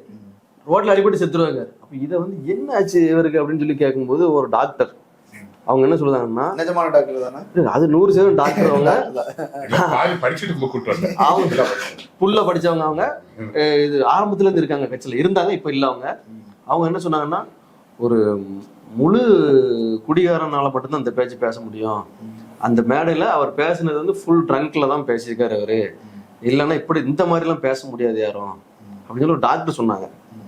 அப்போ எங்களுக்கு ஏற்கனவே தெரியும், ஓப்பன் டாக்கா ஓப்பன் வாக்கு மூலமா இவர் சாட்டை துரைமுருகன் அவரே சொல்றாரு. ஒரு இடத்துல வச்சு ஒரு கல்யாண வீட்டுக்கு சீமானை வந்திருக்கும் போது நாங்கள் அவரை பார்க்க போயிருக்கோம். அப்போ நாங்களாம் வெளியில் உட்காந்துருக்கோம், ரூமுக்கு வெளியில் உட்காந்துருக்கோம். இவர் மட்டும் வராப்புல, சாட்டையும் அவர் கூட தேவான்னு சொல்லி ஒரு கலெக்ஷன் ஏஜென்ட் புதுசாக நியமனம் பண்ணியிருக்காங்க. அவங்க 2 பேரும் வர்றாங்க. ஆமா, வந்திருக்கும் போது அவரு சாட்டா சொல்லுதாப்புல, அண்ணனை படுக்கப்பட்டாச்சு, அண்ணனை படுக்கப்பட்டாச்சு. தம்பி நீ யாரு? ஏன்னா நான் இதுல துப்புரவு பணியாளர். வா, அண்ணனை படுக்கப்பட்டாச்சு. நீ ஏன்னா நான் துணி காய கூட வந்தேன், சும்மா வா, அண்ணன் படுக்கப்பட்டாச்சு. பாவி, நாங்க நினைச்சிட்டு இருக்கோம் அண்ணன் புனிதரு, சிலுவை செமந்து 11ஆம் ஸ்தலம் வந்துட்டாரு, 3 ஸ்தலம் இருக்கு, சிலுவையில அடிச்சிருவாங்க, 3ஆம் நாள் உயிர் தெளிஞ்சிருவாரு நாங்க நினைச்சிட்டு இருக்கோம். இங்க பார்த்தா அவரை படுக்க வச்சாச்சுங்க. பாவி இல்ல கல்யாணத்துக்கு வந்திருக்கிறாரு, ஏன் படுக்கப்பட்டாங்க அதான் என்னன்னு தெரியல, புரியல, அந்த அளவுக்கு நமக்கு தெரியல. அப்பதான் நம்ம வந்து கூட இருந்த ஆள்கிட்ட கேட்க, என்னது படுக்க வச்சாச்சு டயர்டா இருந்தாரா அப்படிங்கும்போது, இல்ல அப்படின்னாங்க. இல்லப்பா இது அப்படிங்கும்போது, இல்ல அண்ணன் வந்து மோன நிலை அடைஞ்சிட்டாரு. இல்ல அது வந்து என்ன பானம்னா உற்சாக பானம் இருந்திருக்காரு, அக்கா மாலை அடிச்சிருக்காப்ல படுத்திருக்காப்ல அப்படின்னு சொல்லுதாப்ல. அக்கா மாலை கப்சி. ஆமா, பாவமே அப்படியா அப்படின்ட்டு அதை வந்து நம்பகத்தகுந்த வட்டாரம்னு ஒண்ணு இருக்குல்ல, அவருக்கு நெருங்கிய வட்டாரம்னு அதுதான். நீங்க நெருங்கியனா அப்படி நெருங்கிய வட்டாரம் அவங்க. இப்ப அவரே சொல்லும் போது தான் ஆகணும். சரி ரைட்டு நம்ம உறுதிப்படுத்திட்டு வந்தோம். அதுல இருந்து என்ன தெரியுதுன்னா, இவர் வந்து மாத்தி மாத்தி சொல்றேன்னா வடி சொல்லலாம், அது வேற வாய், இது நாரவாய், அந்த கதை தான் அது. சரக்கு மாறினா கூட அது மாதிரி கொள்கை மாறி இருக்குது. மாடல் மாறும்போது, பிராண்ட் மாறும்போது எல்லாம் மாறும். 2017-18 வந்து விவி டவர்னு ஒரு இடம் இருக்கு திருநெல்வேலியில, விவி என்ஆச்சி உள்ளது. அது இப்ப உள்ள இடம், இப்போ அவர்கிட்ட இல்ல. கடைசி இதுல அவங்க அந்த இடத்த விற்க முன்னாடி கூட இவங்களெல்லாம் உள்ள விடல. ஏன்னா சிவகுமார் ஒரு வக்கீல் இருக்காரு, அவருக்கும் அண்ணாச்சிக்கும் பிரச்சனையாகி போச்சு. சிவகுமார் தான் சீமானுக்கு வந்து முதல்ல ஆரம்பத்துல கலெக்ஷன் கரப்ஷன் அதெல்லாம் சொல்லி கொடுத்தது அவர் தான் வாங்கி கொடுத்தாப்புல நிறைய கதைகள் கேள்விப்பட்டிருக்கோம். அவருக்கும் அண்ணாச்சிக்குமே சண்டை வச்சு, அதனால அண்ணாச்சி உள்ள போய் நான் வெளுத்து விட அப்படின்னு வெட்டி விட்டாப்புல. விவி டவர்ல வச்சு நிறைய கதைகள் இப்படி நடந்தது. அவர் வந்து அண்ணன் எங்க இருக்காரு எப்படி இருக்காருங்கிறது யாருக்கும் தெரியாது, அவருக்கே தெரியாது, அப்படிலாம் இருப்பாப்புல. இப்ப நிகழ்ச்சிக்குன்னு வராரு அப்படின்னா நிர்வாகிகளை பார்த்து பேசுறது இல்ல, ஏதோ ஒரு ஹோட்டல் ரூம் பண்ணாங்கன்னா உள்ள போய் உட்காந்துக்கிறாங்க, கதை முடிக்கிறாங்க, லைட்டே அணைச்சிருவாங்க, என்ன பண்றாங்கன்னு தெரியல. அப்புறம் மீட்டிங்கா வராங்க, பிடிச்ச ரெடியா வராங்க, மீட்டிங் பேசுறாங்க, மறுபடியும் கார்ல உட்காந்து மூடிட்டு போயிடுறாங்க. நாங்க அண்ணன் ஒருவர் ஏற்பாடு பண்ணிருக்கிறோம், காசு செலவு பண்ணிட்டு நிகழ்ச்சி எப்படி இருக்குன்னு கேட்கலான்னு கூட அவர்கிட்ட பக்கத்துல இருக்க முடியாது. அது காரணம் என்ன, நானு வாடடிக்கும் இல்ல அது ஸ்மெல் இருக்கட்டும். அதாவது அவர் ஏன் அப்படி போறாரு அப்படின்னா, இந்த ஒரு படத்தை சொல்லுவாங்க தெரியுமா, நாங்களே 4 பேருக்கு இட்லியை வர மாத்திட்டோமா, திடீர்னு 10 பேர் வந்துச்சுன்னா நான் எப்படி அப்படிங்கிற மாதிரி அவர் வந்து 3 பேர் 4 பேர் 5 பேர் 4-5 பேரோட ஜாலியா இருந்தாரு. அவர் பிளான் பண்ணிட்டு வந்திருப்பாரு. சரியா? இன்னொன்னு அவர் வந்து திராவிடர் கழகத்துல பேச்சாளர். அதுலங்க தம்பி பேச வரையான நான் வந்துட்டேன் அப்படின்னு பச்சேரி போறது, அங்க உடனே பேசி முடிச்ச உடனே அன்னைக்கு நைட்டு அதனால சரக்கு சாப்பாடு தூக்கம் அப்படின்னு முடிச்சுட்டு அடுத்து எங்க போனோம் அப்படின்னு போறாரு. அவருக்கு நீங்க வந்து ஒரு 35 லட்சம் ஓட்டை போட்டு ஒரு பெரிய காரை வாங்கி கொடுத்து பெரிய வீட்டை கொடுத்து நீ வந்து தமிழ் தேசிய இனத்துக்கு ஒற்றை நம்பிக்கை தலைவர் கொடுத்த கடைசி கையளிப்பு இப்படிலாம் நீங்க சொல்லும் போது அவருக்கு வந்து சொல்லுதாரு. ஆமா, அப்ப நீங்க வந்து அவர்கிட்ட வந்து நீங்க வந்து நிர்வாகிகளை சந்திக்கீங்கன்னா நிர்வாகத்தை பத்தி பேசணும். அதுக்கும் நமக்கும் 5500 கிலோமீட்டர். அவர் சொன்னதுதான் ஒரு தலைவருங்க, நிர்வாகம் பிரச்சனை அதான் என்னன்னா, நிர்வாகிகளுக்கும் அண்ணனுக்கும் ஒரு தொடர்பே இல்லாம இருக்கு. நிர்வாகி வந்து அந்த அந்த பகுதியில் உள்ள பிரச்சனையா நிர்வாகி தான் தெரியும். நாங்க ஏதாவது பேசினாதான் அவர் ஏதாவது சொல்ல முடியும், ஒரு தீர்வு காண முடியும், அப்படித்தானே? ஆனா அதுக்கு பேசுகிற வாய்ப்பே தர மாட்டாரு. யாரோ ஒரு 3வது ஆளு அங்க கூட்டு வந்து ஜால்ரா போடுறாரு. ஜால்ரா கேஸ்ல நிறைய இருக்காங்க. அந்த ஜால்ரா கேஸ் பேச்சு கேட்டுட்டு அவர் ஃபுல்லா முடிவு பண்றாரு. அப்படின்னா எப்படி நான் வந்து ஒரு தொகுதியிலேயோ ஒரு மாவட்டத்திலேயே நம்ம எப்படி நல்ல தேர்தல் ரிசல்ட் கொண்டு வர முடியும்? எதுவும் கொண்டு வரல. இப்போ எல்லா தொகுதியிலும் எல்லா இதிலும் எல்லா நிர்வாகிகளுக்கும் ஒரு மன சாபத்துக்கு காரணமே இதுதான். நிர்வாகிகளுக்கும் இவருக்கும் தொடர்பே கிடையாது. அண்ணன் சொன்ன மாதிரி 5000 கிலோமீட்டர் தொடர்பு. இது என்ன பிரச்சனைனா, நான் சூசுவான்னு பேசாம ஒரு 500 ரூபாய் சம்பளத்தை வாங்கினோமா, வீட்டை பார்த்தோமா, குடும்பம் நடத்தலாமான்னு இருந்தேன். திடீர்னு எங்க முதலாளி கொண்டு வந்து எங்க ஒரு 5 கோடி ரூபாய் கொடுத்து இந்தா வச்சுக்கன்னா நான் என்ன சொல்ல முடியும்? அது மாதிரி ஒரு 5000 10,000 மீட்டிங் போனா கிடைக்கும். அதை வாங்கிட்டு பேசாம குழப்படுத்திருந்தா திடீர்னு லட்சக்கணக்கில் வீட்டுல கொண்டு வந்து நீங்க கொட்டிட்டீங்கன்னா என்ன பண்ண முடியும்? மெயின்டெனன்ஸ் பண்ண முடியல. பார்த்தா 36,000 ஓட்டுங்கிறீங்க. ஏன் ஓட்டா யாருக்கு ஓட்டாங்கன்னு தெரியல. திடீர்னு காசை பார்த்தோம்னா வெளிநாட்டுல இருந்து கொட்டுது. எதுக்கு என்ன செய்ய முடியும்? மைண்ட் என்ன ஆகும்? தடுமாறிடுச்சு. எதிர்பார்க்காத ஒரு திடீர்னு ஒரு ஷாக் கொடுத்தோம்னா யாருனாலும் அது மாறதான் செய்யும். அதுல இருந்து அவர் மீண்டு வர கொஞ்சம் காலம் ஆகும். அவர் வேற பெரியார பத்தி பேசுவாரு. இன்னும் கொஞ்சம் காலம் ஆனா மீண்டும் வர முடியாது, சவுண்டு தான் போனோம்.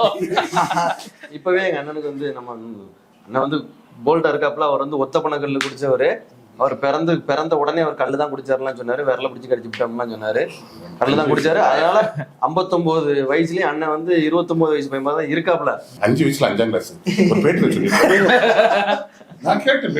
அவர் தான் சொல்லுதாருன்னா நீங்க உங்களுக்கு படிச்சிருக்கலாம். 5 வயசுல 5ஆம் கிளாஸ் படிச்சப்போ கம்யூனிஸ்ட் கையில பிடிச்சிட்டு சிவகங்கையில மாவட்ட கலெக்டர் ஆபீஸ்ல முன்னாடி போராட்டம். ஏன் மாவனுக்கு 4 வயசு ஆகுது, அவன் இப்ப இல்ல நீ எத்தனை படிக்க அப்படின்னா 9 படிக்கங்க. அப்ப ஒண்ணு தானே அவரு இவரும் அப்ப கணக்கு தெரியாதா? கணக்கு சரிதானே. 5 வயசுல ஒரு 5ஆம் கிளாஸ் படிச்சது நான் நம்புறேன். நீங்க நம்புறீங்களா நம்பலையா? ஏன்னா கொடியெல்லாம் முடிச்சுட்டு போயிருக்காரு கலெக்டர் ஆபீஸுக்கு. ஈழத்தமிழர்கள் தொடர்ந்து பேச ஆரம்பிச்சிருக்காங்க. பிரபாகரனுடைய அண்ணன் மகன் அவர் பேசுறாரு. பல ஆடியோக்கள் வருது. சிலர் வந்து தங்களை வெளிக்காட்டிக்க விரும்பாம, போராளிகள் அவங்க தங்களை காட்டிக்க விரும்ப ஆடியோ மட்டும் அனுப்புறாங்க. அதையும் நம்பகமான ஆட்கள் சொல்றாங்க ஆமா உண்மைதான் அப்படின்னு பேரையும் சொல்றாங்க. இப்ப இந்த ஆடியோக்கள் எல்லாம் வருது. இதெல்லாம் பார்க்கும்போது நீங்க ஒண்ணு நினைச்சுக்கிட்டு கட்சிக்கு போனீங்க இல்லையா? நினைக்கல அப்படி நினைக்கலையா? இல்ல திரும்ப சொல்றேன். ஈழம் பிரபாகரன் அது உண்மை. அந்த இது இப்படிலாம் நடிச்சு போயிருப்பீங்க இல்லையா? இப்போ ஈழத்தமிழர்களே இந்த ஆள் இருக்கிறாங்க. இவரை வந்து இவர் வந்து மோசமானவர், கேவலமானவர். அவர் சொல்றாரு இவரோட பழகினா எங்க வீட்டுல அடிப்பாங்கன்னு சொல்றாரு. பிரபாகரன் அண்ணன் சொல்றாரு. ஒழுக்கம் தனி ஒழுக்கமே இல்லை அப்படின்னா சொல்றாங்க. அப்போ இப்போ உங்களுக்கு பார்க்கும்போது என்ன தோணுது? இந்த 10 ஆண்டுகள் இப்போ இல்லைண்ணே, அதாவது இந்த விஷயங்கள்லாம் வந்து எங்களுக்கு பேரதிர்ச்சி எல்லாம் இல்ல. இது எப்படியும் வரும் நடக்கும்னு தெரியும். ஏன்னா நாங்க வந்து நேரடியா பாதிக்கப்பட்ட போராளிகள் அங்கங்க இருக்காங்க பாத்தீங்களா, கை போய் கால் போய் ஏதாவது கடை வச்சு பழச்சிக்கிட்டு அவங்களும் நாங்க நிறைய ஹெல்ப் பண்ணிருக்கோம். அவங்களே சொல்லுவாங்க தலைவருடைய பேரையும் இந்த புலிக்கொடியும் பிடிச்சிருக்கிறதுனால தான் நாங்க அந்த ஆளை விட்டு வச்சுட்டு இருக்கோம், இல்லைன்னா நாங்க வந்து என்னைக்கும் இவனை அம்பலப்படுத்திருப்போம் சொல்லுவாங்க. அதனால எங்களுக்கு 18 நாங்க கட்சிக்கு வந்து 1.5 வருஷம் 2 வருஷத்துலயே எங்களுக்கு முழுசா இவரை பத்தி தெரியும். விடுதலை புறம் பொருடாதான் அப்படின்ட்டு. நாளடைவில் என்ன ஒரு வெறுப்பு வந்துச்சு அப்படின்னா, என்னடா இவர் ஒரு பெரிய மாவீரனை போட்டு ரொட்டி மாஸ்டர் மாதிரி புரோட்டா மாஸ்டர் மாதிரி ரொம்ப அவமானப்படுத்திக்கிட்டு ரொம்ப கேவலப்படுத்திக்கிட்டு சமையல்ல பெரிய தவசி பிள்ளை மாதிரி அவருங்க கிரியேட் பண்ணிருக்காப்ல. அப்ப அவர் தவசி பிள்ளை வேலையா பார்த்தாரு. அவரு நம்மளாம் வந்து பிள்ளைகள் கடவுள் மாதிரி அவரை நம்ம சொல்லி கொடுத்துட்டு இருக்கோம். ஒரு வீர வீர வாழ்க்கை, அவரோட வாழ்க்கையை பத்தி ஒரு வீரம் எப்படி இருக்குன்னு சொல்லி கொடுத்துருக்கோம்.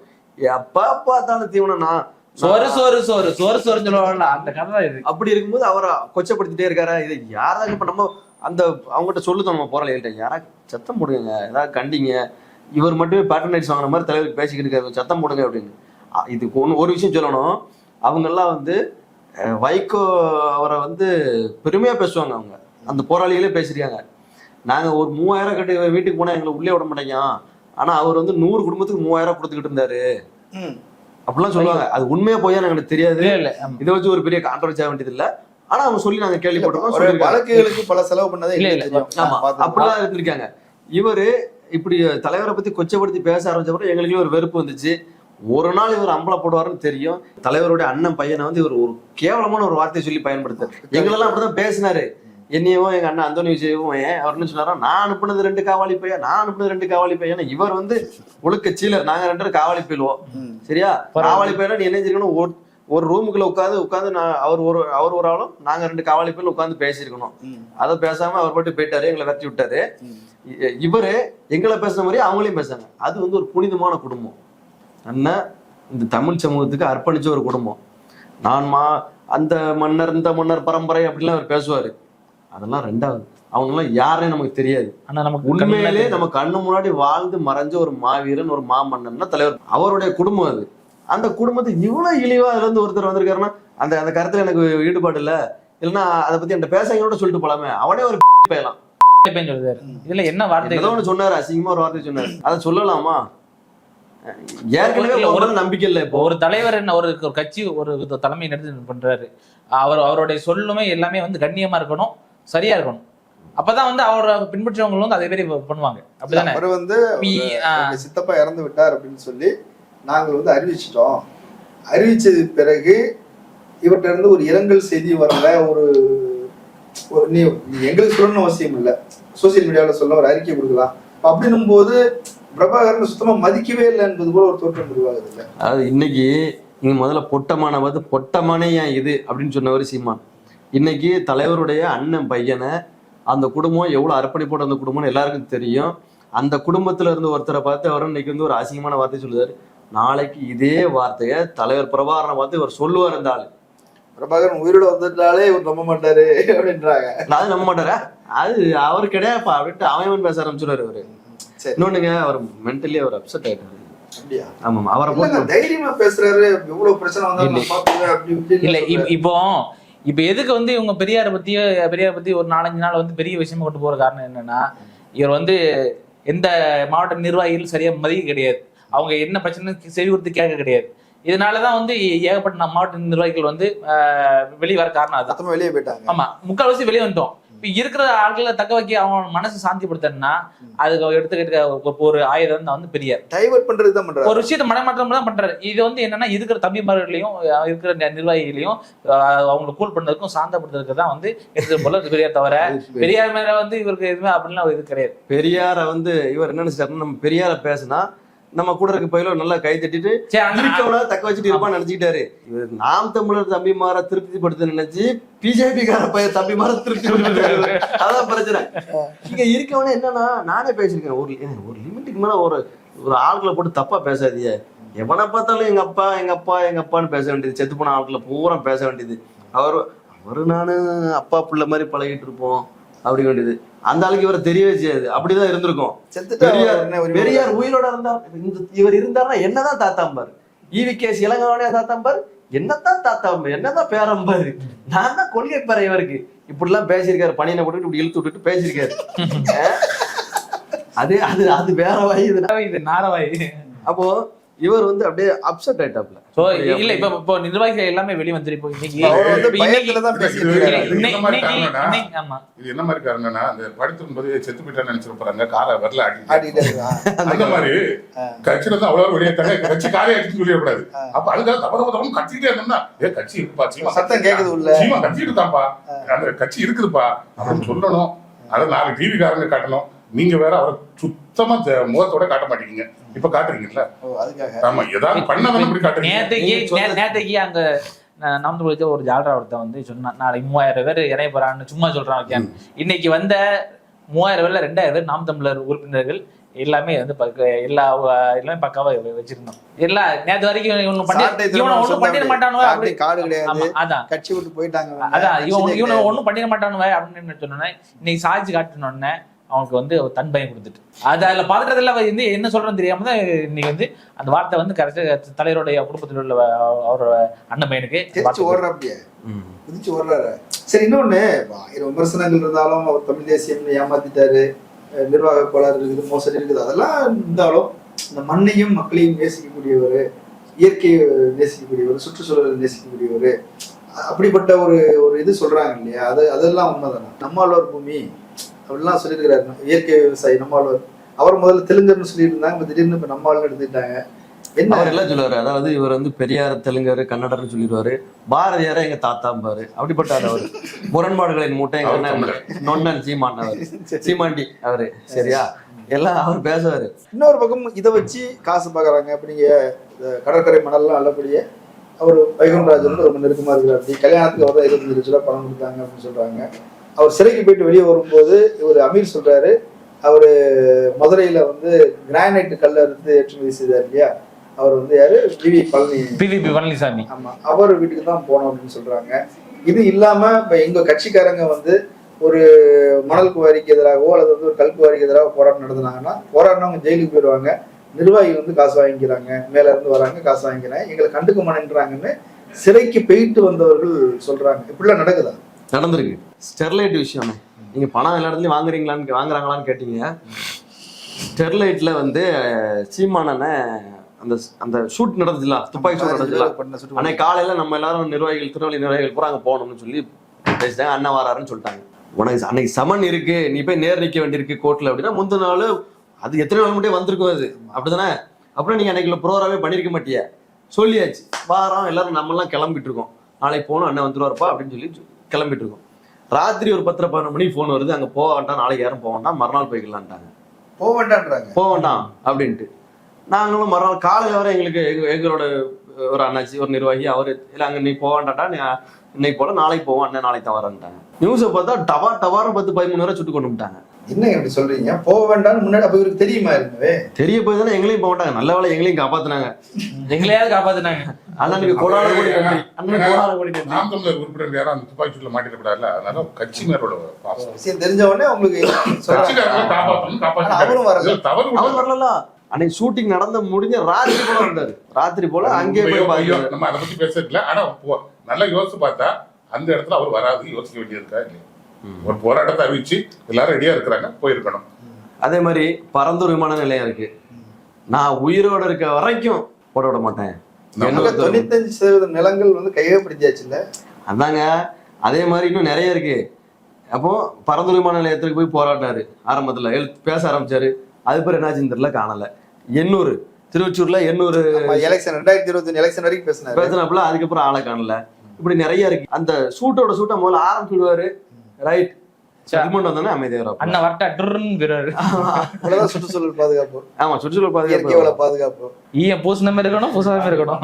சீமான் வந்து ஒரு அறிவுபூர்வமான மிகப்பெரிய களஞ்சிய தகவல் ஒன்று கொடுத்துருக்காரு.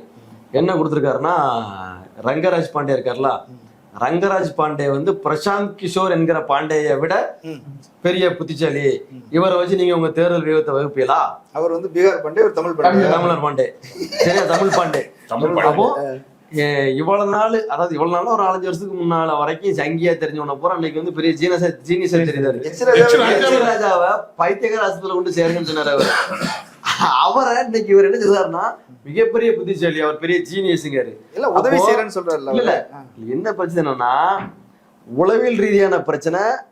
ஹெச் ராஜா இவ்வளவு நாள் இருந்து இன்னைக்கு ஒரு ஜீனியஸ் ஆயிட்டாரா, இல்லைன்னா நம்ம அண்ணாச்சி படிப்படியா அந்த ஸ்டேட்டஸ்க்கு இறங்கி அவரே ஜீனியஸ் அப்படின்னு நினைக்கிற அளவுக்கு இவருக்கு இதாயிட்டான்னு தெரியல எங்களுக்கு. நல்லா பாத்துக்கிடுங்க தம்பிமார்கள்லாம், ரொம்ப கவனமா பாருங்க. அண்ணன் வந்து வாய்ச்ச உடல்ல வாயில கம்பு சுத்தின விஷயங்கள் நிறைய இருக்கு. ஏன்னா நிறைய பேட்டிகள்ல பேசிட்டோம். இந்த பேட்டிலேயே சொல்றேன், அவர் விடை கொடுக்காரான்னு பார்ப்போம்.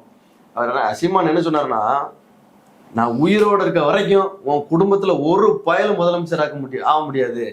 உன் கட்சிக்கும் உன் குடும்பத்துக்கும் அந்த அரியணை கிடைக்கவே கிடைக்காது. நான் உயிரோட இருக்க வரைக்கும் நான் விட மாட்டேன் அப்படின்னாரு. இன்னொரு டைலாக் விடுவார், நீ நல்ல ஆத்தாளுக்கு அப்பனுக்கும் பிறந்த தமிழச்சி மாறல பால் குடிச்ச நல்லவனா இருந்தேன்னா, யோக்கியனா இருந்தேன்னா அப்படின்னு கேள்வி கேட்பார். அதே தான் இப்ப நம்ம திரும்ப என்ன கேட்கோம்னா, 2021 ஆட்சி அமைஞ்சாச்சு. நீங்க யாரா இருக்க விட மாட்டேன், உயிரோட இருக்க வரைக்கும் இருக்க விட மாட்டேன்னு சொன்னீங்களோ அவங்க ஆட்சி அமைஞ்சாச்சு. ஆட்சி நடந்துகிட்டு இருக்கு. சில குறைபாடுகள் இருந்திருக்கலாம், சரி செஞ்சுக்கிட்டு இருக்காங்க. நல்ல ஆட்சி மக்கள் விரும்புறாங்க. இதெல்லாம் நடந்துகிட்டு இருக்கு. அண்ணன்ட்ட இந்த கேள்வியை நீங்க வாய்ப்பு இருந்தா கேளுங்க. ஆனா அன்னைக்கு ஒரு சவடல் பேசினீங்களானே, தாய் தப்பு நல்ல தாய் தப்புனுக்கு பிறந்திருந்தா அந்த சத்தியத்தை காப்பாற்றணுமா வேண்டாமானே அப்படின்னு கேளுங்க. கட்சியை கழிச்சிட்டு போகாம பாரு, அப்போ அது கைத்துட்டுவான். அவர் திரையில சூப்பர் ஸ்டார், நான் வந்து அரசியல சூப்பர் ஸ்டார் பாரு. அரசியல சூப்பர் ஸ்டார்ல சூப்பர் ஸ்டார் இவரு, சூப்பி போட கிறிஸ்மஸ் ஸ்டார் மாதிரி. பாண்டியாவை பத்தி பேசுனதுல நம்ம ரொம்ப யோசிக்க வேண்டிய விஷயம். இது வந்து எப்படி நடந்துட்டு வருதுன்னு பாருங்க. முதல்ல வந்து ரஜினி போய் பார்த்தாரு, தோல்ல கையை போட்டாரு, சங்கினாரு, சக தோழன்னாரு, அணைச்சுக்கிட்டாரு. அடுத்து பாண்டே தோழல இவர் கையை போடல, இவர் கை கட்டி நின்னாரு. அடுத்து இப்போ இது என்ன சொல்றாரு, நான் பிஜேபி சார்ந்தா இருக்கிறேன் அப்படிங்கிறாரு. இதை புரிஞ்சுக்கிட்டு இந்த தம்பிகள் முதல் விலகணும். பிஜேபிக்கு நீங்க சப்போர்ட் பண்றதா இருந்தா நேரடியாவே சப்போர்ட் பண்ணிட்டு போயிருங்க. நேரடியா பிஜேபிக்கே போயிடலாமே, நேரடியா பிஜேபிக்கே போயிருங்க. அது கூட தப்பான விஷயம் இல்ல. இந்த மாதிரி ஒரு தரகரை பிடிச்சி புரோக்கரை பிடிச்சி போவாதீங்க. பிஜேபிக்கு எந்த கட்சிக்கு போறதா இருந்தா அந்தந்த கட்சிக்கு நேரடியா போங்க. புரோக்கர் வேண்டாம் இடங்க. அதான் நான் சொல்லுவேன், ஒரே வார்த்தை.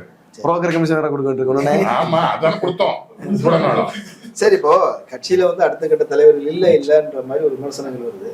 ஆனா அடுத்த கட்டமா இடும்பாவனம் கார்த்தி இருக்கிறார், சாட்டை தர்மன் இருக்கிறாங்க. இவங்க கட்சி நிர்வாகம் பண்ண மாட்டாங்க. ஏன்னா கிளம்புதம்னே காமராஜரு, சீப்பா ஆதித்தனாரு, மார்ஷல் நேசமணி, சௌந்தரபாண்டிய நாடாரு, நிறைய பேர் கேட்க சொல்ல முடியாது. இப்படி பெரிய பெரிய தலைவர்கள் இருந்த ஊரு பூமி இது. நீங்க யார கொண்டு ஏன்னா இல்ல சொல்றாங்கல்ல, அடுத்தது சாட்டை. நீங்க வேணா சொல்லுங்க, நான் சொல்ல முடியாது. அத நீங்க வேணா சொல்லிட்டு போங்க, அவங்களாம் தலைவர்னு சொல்லிட்டு போங்க. நல்ல நிர்வாகி, பேச்சாளர், அறிவாளி, சீமான் மாதிரி தான் வரும். சீமான் மாதிரி பேச்சாளர் வேற. டாக்டர் துரைமுருகன் இருக்காருல,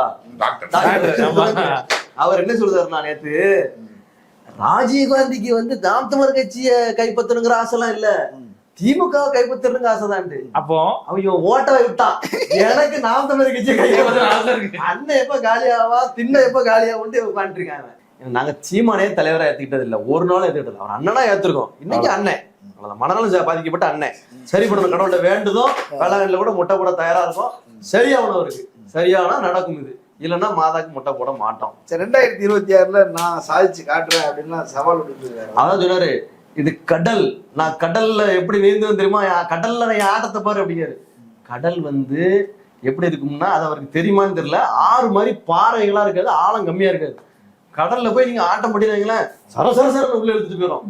அங்க போய் ஆட்டம்லாம் போட முடியாது. முதல்ல தரையில ஆடி பாருங்க, நல்லா வந்தது அப்படின்னா கடல்ல போய் ஆடுங்க, அப்புறம் உங்க ஆடுறதாங்க அப்பவும் பார்ப்போம். 2026 ஏற்கனவே விஜய் வந்திருக்காப்புல, அவரு அதுக்கு மேல காமெடி பண்ணிட்டு இருக்காரு. படத்தோட வசனத்தெல்லாம் பறந்து ஊர்ல போய் பேசிட்டு இருக்காரு அவரு. நல்ல வேலை அங்க போய் பேசினாப்புல, மக்கள் பூரா படம் இருக்காங்க அவன் சொல்லல. ஆனா இப்படிப்பட்ட பைத்தியக்காரனை கூட நம்ம கடந்து இதுக்கெல்லாம் காரணம் யாருங்க? அதிமுக தான் காரணம், இந்த எடப்பாடி தாத்தா தான் காரணம். அவர் மட்டும் ஒழுங்கா இருந்தாருன்னு வைங்களேன், இவங்களுக்கு எல்லாம் வேலையே கிடையாது. அவர் தான் கட்சியை காப்பாத்துறதுக்கே அவரு விடிஞ்சா நம்ம தான் பொதுச் செயலாளர்னு அவருக்கு தெரியும், அதை உறுதிப்படுத்திக்கிறது அதை பண்ணிக்கிட்டு இருக்காரு. இவங்களும் எத்தனையோ பேரை நம்ம திமுக காரங்களும் சரி நீ வளர்ந்துக்கப்பா, நீ வளர்ந்துக்கப்பா, நீயாவது வளர்ப்பா அப்படிங்காங்க. இவனு போற ஒரு டைப்பா வளரலாம். ஒரு கருத்தியல் சக்தி இருக்கு, இன்னொரு கருத்தியல் சக்தி தான் எதிர்த்தால வரணும், அப்படித்தானே? இது பூரா ஒரு மாதிரி களவாணி சக்தியா வருது. நம்ம என்ன செய்ய? அதனால 2026 வந்து உறுதியா திமுக தான் வெல்லும், 100% அதுல எந்த மாற்று கருத்து சந்தேகமும் இல்லை. என்ன ஒரு பாவம்னா தமிழ்நாட்டுல வந்து எதிர்கட்சிகள்னு ஒண்ணு இல்லாத சூழ்நிலை உருவாயிட்டு இருக்கு, அவ்வளவுதான். இது நமக்கு வந்து பிடிச்ச தரித்திரியம். மறுபடியும் பாருங்க, விஜயெல்லாம் வந்து தலைவரா வரக்கூடிய சூழ்நிலை வந்துச்சு. சரி வரட்டும், அவருக்கும் தெளிவு வரும்ல. அவர் அண்ணாச்சி சீமான் அவருக்கு தெரிஞ்சிருக்கு, சீமான் கூட சேர்ந்தோம்னா நம்மளும் எப்படியோ ஆயிடுவோம். ஏன்னா ஒரு 8 நாளா இவங்க வந்து டூர் போயிருக்காங்க, லாங் டிரைவ். இது கட்சியை பத்தி ஆலோசனை பண்ண 2 வருஷம் லாங் டிரைவ் இருக்காங்க. அந்த 8 நாள் ஐயோ இவன் கூட உட்கார்ந்து நம்ம ஏற்கனவே நம்மள ஒரு மாதிரி பேசிட்டு இருக்காங்க.